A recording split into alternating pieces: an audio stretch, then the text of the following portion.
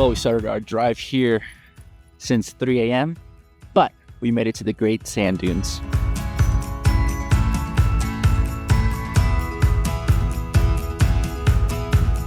Apologies if it's very windy sounding. It is very windy over here, and I didn't even want to bring my microphone because I didn't really think about it. It's too early. But we're here in the Great Sand Dunes in Colorado before we head home. We've been up since like 2-ish in the morning because when I come here for a little bit more sunrise, it was about a 3-hour drive where we were, and it's very beautiful. Yeah. So the goal is to try to take some great photos, and we're gonna make it happen because, well, we're only here for like 30 minutes, so gonna make the best of it. As we made our way deeper into the sand dunes, we found some nice texture as the sun as well kept rising through the mountains. You're able to just capture so many beautiful things because of the contrast of the light that it just makes it a lot of fun to just capture anything and everything that you can come across of.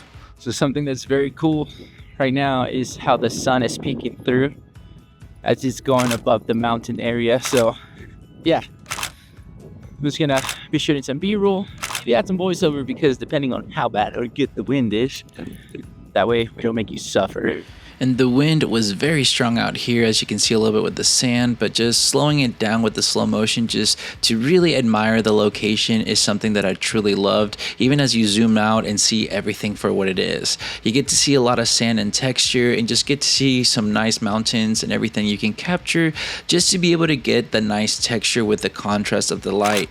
One of the things that I loved about using that 50-150 was to get some nice portraits of my wife with the dog as she was kind of going out and about to just, see her own photos that she wanted to take, but then as well take some photos of other people. Ooh. So nice. So nice. Try to block the wind as much as I can with my hand while I'm making this, but yeah, a lot of textures, very nice. Actually, this has probably been the best time that I've had with the 50-150 on this travel, because most of the time when we were at other places, it was a little bit too tight. And right now, with how wide everything is and how much texture there is, it makes sense to be able to have the 50-150. So it's been quite nice.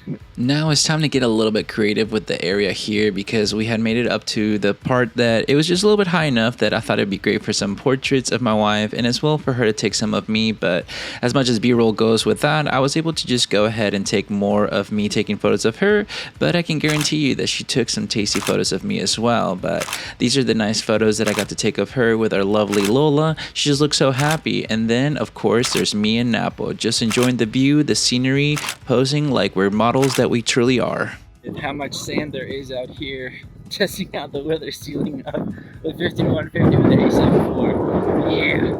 And the sand truly put the test of that weather sealant of the lens with the body itself, because there was just so much sand everywhere and the gust of winds just, flowing it up to our faces and everything, that this really was a great test to see how well it was going to be sealed. And to be honest, it really sealed it off just nicely because I was able to use it so comfortably, had no doubt in my mind to take some photos for the time that we're there for.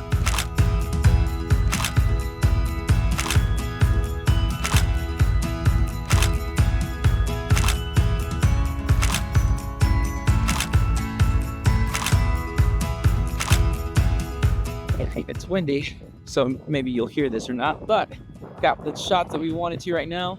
Headed back to the car where I can actually get my nice microphone so we can have some thoughts, because there's some cool stuff today, and especially about this guy today.